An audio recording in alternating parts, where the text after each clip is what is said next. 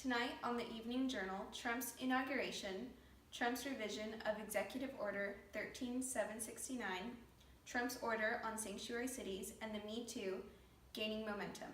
Coming from Riverside, California, good evening. This is Evening Journal. Good evening, everyone. I'm Angelica Senna, and here joining me is Noah Lee. Good evening, everyone. First up, the event surrounding January 20th, 2017, Trump's inauguration. It was on this day that Donald J. Trump introduced himself as the 45th President of the United States. We will briefly discuss the key moments of his speech. Trump thanked now former President Barack Obama. He also thanked Lady Michelle Obama and a few others for their help in transition. It was an inclusive, formal, and polite note. Just after this note, Trump then slammed Obama's performance. He described the descending nation as one descending into poverty and danger at home and flashing weakness on the foreign state. Trump then offered a new vision to govern our land, speaking in grim terms about the current state of affairs in America. Trump pledged to improve the nation by putting America and its people first. From this day forward, he said, it's going to be only America first. And then, 16 minutes after he began, Trump finished. After a campaign of long speeches and an inaugural address best measured in hours, Trump delivered an address far shorter than those of most of his predecessors. Next up, Trump administration issues revised immigration order on March 6, 2017. President Trump signed a revised version of his controversial executive order on immigration, excluding Iraq from the list of certain predominantly Muslim countries whose citizens face temporary bans. Trump signed the new order behind closed doors around 11:30 a.m. The new executive order removes Iraq from the list of predominantly Muslim countries, whose citizens will face a 90-day ban on travel to the United States. The Pentagon and the State Department had reportedly pressed the White House to keep Iraq, an important ally in the battle against ISIS, off the list. A fact sheet released by the White House says Iraq agreed to increase cooperation with the U.S. government on the vetting of its citizens.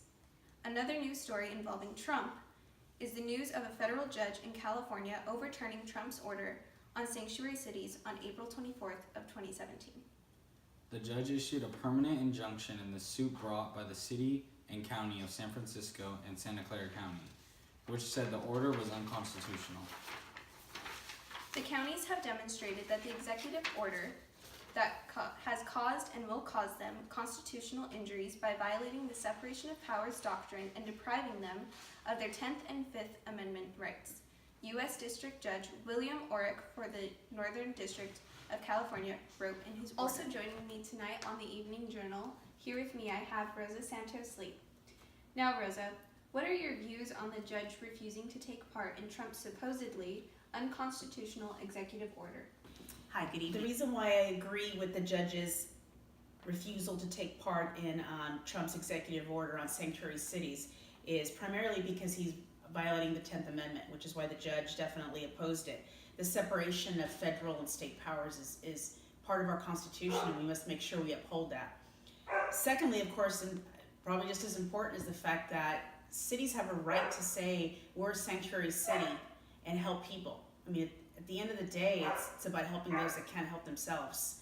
And I think that that's really probably the most important part, is who's going to help these people that come. And I think we have an obligation and a right.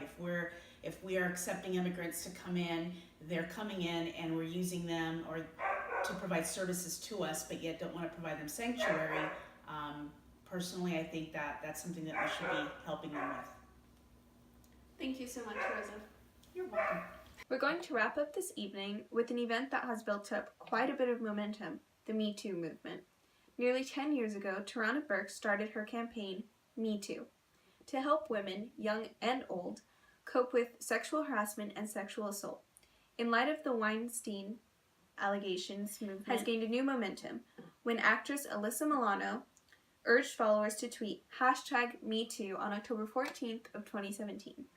The movement has been so successful, the National Women's Law Center has gotten twice the volume of calls of people who've said they've experienced harassment, according to the organization's chief executive, Fatima Ghosgrave. May I ask your views on the Me Too movement? I am in great support of this movement. I believe this goes far beyond just a hashtag. It is an act in which we can all come together and gain power through empathy.